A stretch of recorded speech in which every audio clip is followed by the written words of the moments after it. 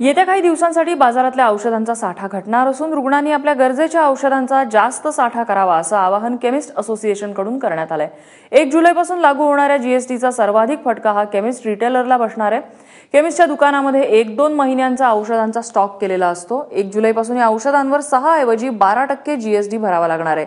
त्यामुळे अतिरिक्त टॅक्स भरून जुन्याच किमतीत औषधं विकावी लागणार आहेत। त्यामुळे केमिस्ट रिटेलर्सनी नवीन औषधांचा स्टॉक घेणं बंद केलंय। त्यामुळे पुढचे काही दिवस औषधांचा तुटवडा जाणवेल। मात्र 1 जुलैपासून नवीन माल आल्यावर ही औषधं स्वस्त होतील असंही स्पष्ट करण्यात येत आहे। आता 2 महिन्याचा स्टॉक असेल आणि समजा की 6% डिफरन्स आला तर 6% म्हणजे ऑलमोस्ट समजा की माझा 30,000 रुपयाचा धंदा आहे डेलीचा, म्हणजे महिन्याचा 25 दिवसात 7.5 लाख रुपये, म्हणजे हे 2 महिन्याच्या 15 लाख रुपयाचा, तर 15 छक 90 म्हणजे 1 लाख रुपयाचा मला नुकसान होतो आहे। आता त्या संदर्भात आम्ही कंपनीशी बोलतो आहे, गव्हर्नमेंटला पण आम्ही सांगितलं आहे की याबद्दलचे आम्हाला काही सेट ऑफ आणि कसं हे मेकॅनिझम बसवत आहे।